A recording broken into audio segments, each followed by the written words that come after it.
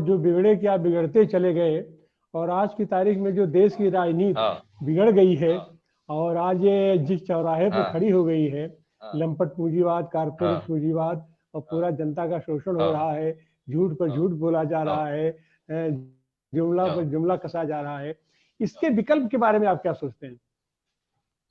हाँ, ये बात सही सर। सर, दो बिगड़े हुए लोगों की बात की आपने। मैं जो बिगड़ा था, सुनीलम साहब, जो हम बिगड़े हुए, आप बिगड़े हुए, तो हम अलग टाइप के बिगड़े हुए लोग हैं। ऐसे बिगड़े हुए लोगों की सत्ता में वापसी आना जरूरी है। अभी जो बिगड़े हुए लोग हैं, तो इंसानियत की व्याख्या के हिसाब से जो नहीं होना चाहिए, ऐसे बिगड़े हुए लोग हैं। असल में बिगड़े, तुकाराम महाराज ने भी बोला था कि आम्ही बिगड़लो, तुम्ही भी घड़ा ना। यानी हम तो बिगड़ गए, आप भी हमारे तरीके से हो जाए, ये कहने का मतलब। तो हम अच्छे काम के लिए, अच्छे कॉज के लिए, व्यावहारिक तो हम नहीं समझ लीजिए ये लोगों को पैसे, सत्ता, राजनीति। तो अब ये बदलना होगा, और बदलना है तो सर, मैंने अभी ये बहुत अभी जो बात निकली थी ना, मैंने समतावादी हिंदू धर्म आनी नवा भारत नाम की जो किताब लिखी है। तो नवा भारत, नया भारत, मतलब कोरोना के बाद, कोरोना समय में लिखी मैंने, क्योंकि मुझे एक तो हमेशा प्रोग्राम मेरे चलते रहते थे, तो मुझे समय नहीं मिलता ऐसा। मगर कोरोना में ऐसी बात थी कि घर में ही रहना था, तो पूरी वो किताब लिखना शुरू कर दिया मैंने। मतलब किताब करके नहीं लिखा, मैं एक एक टॉपिक लिखते गया, और लोगों का इतना रिस्पॉन्स आ गया, कर इस पे लिखो और लिखो और लिखो, तो फिर मेरी किताब मैंने लिखी। और उसमें क्या दिया है मैंने कि नया भारत कैसे होगा। 14 के बाद में, कोरोना तो बाद में आया, मगर इस देश की जनतंत्र को जिस बीमारी ने पछाड़ रखा है, जिस बीमारी ने अपने कब्जे में ले लिया है, पूरा जर्जर कर दिया देश की व्यवस्था को, उस बीमारी से निजात पाने के लिए हम लोगों को, हम जैसे बिगड़े लोगों की जरूरत है। हम लोगों को ये आगे आना होगा, ये जरूरी है। तो इसके लिए हमें नई व्यवस्था करनी होगी अभी। तो इसलिए मैंने 12 पॉइंट प्रोग्राम मैंने उस किताब में दिया हुआ है। और वो सिर्फ 52 वर्ड्स में है।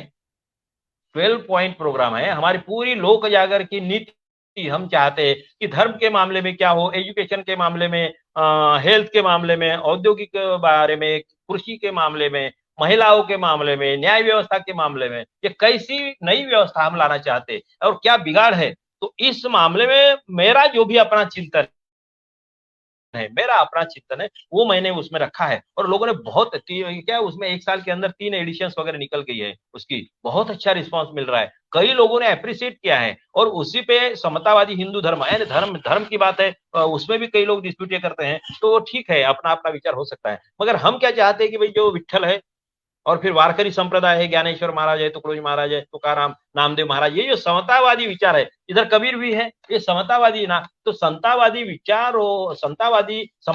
विचारों के जो भी संत है, तो उन्हीं को सामने रखते हुए धर्म की नई परिभाषा की जानी चाहिए, और आचार संहिता उन्हीं के आधार पर होनी चाहिए। तो मैं जो चाहता हूं इसमें, तो हमें 24 के बाद में नया भारत बनाने के लिए टोटली रिफॉर्मेशन की जरूरत है। एजुकेशन पॉलिसी के मामले में, हेल्थ पॉलिसी के मामले में। अभी हमारे सामने 3 मेन पॉइंट है सर, इसमें आधे मिनट में बता देता हूँ। 3 मेन पॉइंट, 3 समस्याएं है। एक, धर्म के मामले में इस देश का क्या रवैया होगा। धर्म के मामले तिवारी जी, बहुत बहुत थोड़ा सा आप खतरनाक अनम्यूट कर प्रश्न है लीजिए। धर्म के मामले में।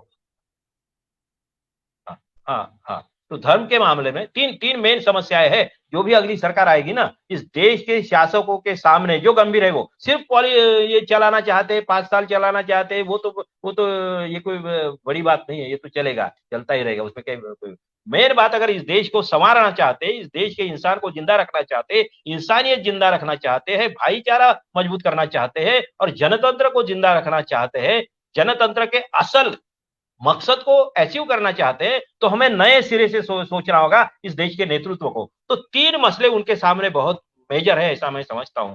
पहला मसला है धर्म के मामले में क्या पॉलिसी होनी चाहिए, धर्म के मामले में। दूसरा मसला है आरक्षण के मामले में क्या पॉलिसी होनी चाहिए। मराठा आरक्षण को छोड़ दीजिए, राजपूत आरक्षण को छोड़ दीजिए, पाटीदार को छोड़ दीजिए, आदिवासी का छोड़ दीजिए, वो बात नहीं है। आरक्षण यही एक ऐसा मसला हमारे सामने आ गया है कि इसमें से कैसे निजात पाए, कैसा सोल्यूशन निकाले। तो ये भी मसला है, धर्म का एक पहला, आरक्षण का दूसरा, और तीसरा मसला है किसानों को जिंदा कैसा रखा जाए।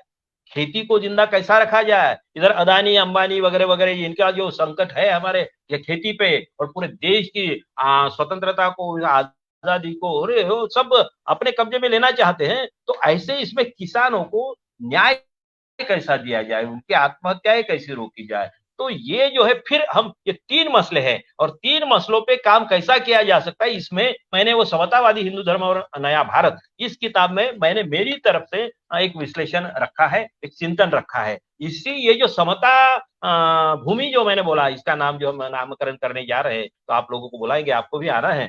तो ये जो समता भूमि में इन सब बातों का एक मॉडल होगा, इन सब बातों की चर्चाएं होगी। तो किताब के माध्यम से मैंने 12 पॉइंट जो प्रोग्राम रखे हैं ना, तो उसमें मैं इधर केसीआर जी के पास में भी क्यों जुड़ा हूँ, इतना क्यों लगाव मेरे मन में पैदा हुआ है पहली बार किसी नेता के बारे में, बाकी तो है। तो क्योंकि उन्होंने जो बोला कि खेती ही, जैसे ये मैंने लिख दिया, मगर वो उनका थॉट है कि उन्होंने बोला कि मैं गाना लिख रहा था ना, शायद उसमें भी आ जाएंगे, तो उसमें बाद में आ जाएंगे, मगर एक थोड़ा सा ये कर देता हूँ लाइट चलते चलते कि जो गाना लिखा है कि बहती नदियां रोकेंगे हम बढ़िया